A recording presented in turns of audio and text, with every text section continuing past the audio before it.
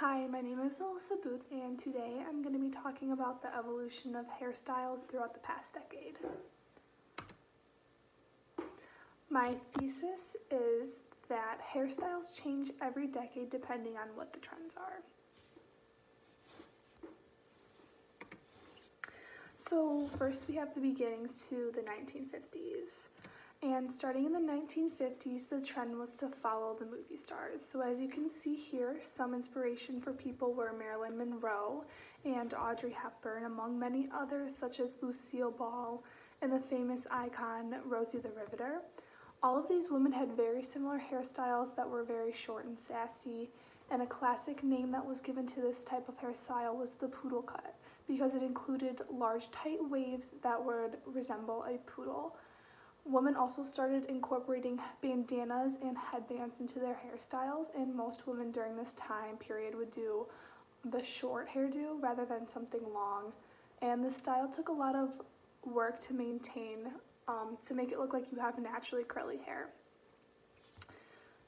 Next, we have the 1960s.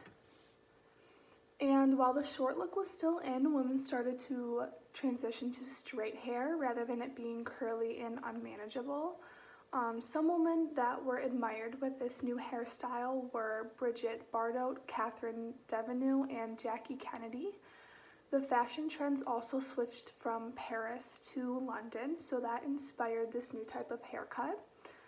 Along with these aspects, rock and roll disco artists, they were all able to influence women to change their hair up, especially the younger women, more like teenagers, were really inspired by them, and it was considered street fashion. So next we have the 1970s. And in the 1970s, there was a very popular hairstyle called the Farrah Fawcett, which is this girl right here. And it was called this because it was named after Farrah Fawcett, and many people would call it feathered like Farrah. Farrah Fawcett was a character in the first season of Charlie's Angels, which aired in 1976. And this hairstyle included bangs along with fluffy curls, and women all across the United States use this as inspiration. Another very popular hairstyle was called the shag, and it was similar to this Farrah hairstyle, although it was just a bit messier. It was almost like a bedhead effortless type of look, and it was supposed to look shaggy, and women rocked both of these hairstyles in the 1970s.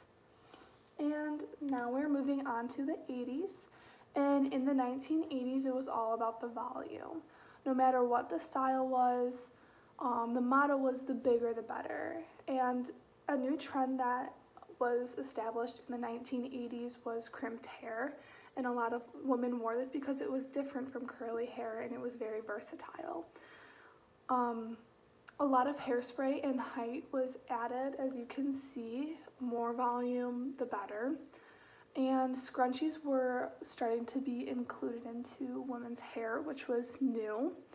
And Madonna was a huge inspiration for women during the 1980s, and she rocked a hairstyle that was called the wrap-up, which was basically you would have crimped bangs and a teased side ponytail, and it would all be tied with a loose piece of fabric into a bow. And along with these popular hairstyles, the Con-Air hot rollers were also invented in the 1980s, which many women established their voluminous curls with these rollers, and there were a lot of hairstyles such as half up, half down.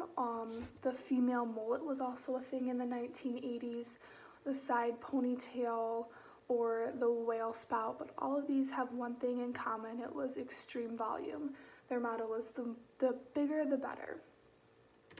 And moving on to the 90s. In the 90s, they decided to switch up with the volume and go with flat hair instead, as pictured. You can see that volume clearly wasn't a thing in the 90s. It was flatter hair that was the trend, and many girls and women were inspired by the TV show Friends to get a haircut called the Rachel haircut, which was a character in the TV show Friends. And this was a short, straight hairstyle that framed the face. And the 90s focused a lot on accessories rather than hairstyle itself, because there were a lot of different hairstyles in the 90s, but they all included things such as scrunchies, which became even more popular in the 90s, barrettes among with flowers, and plastic headbands. And women started wearing their hair up a lot more, and obviously women were wearing their hair up in ponytails before the 90s, but high ponytails became very popular along with buns and pigtails. And braids were extremely popular in the 90s because you could wear braids one day and have crimped hair the next day, which was a trend in the 90s.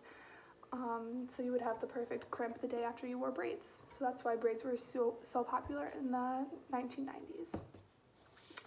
Moving on to the 2000s to present.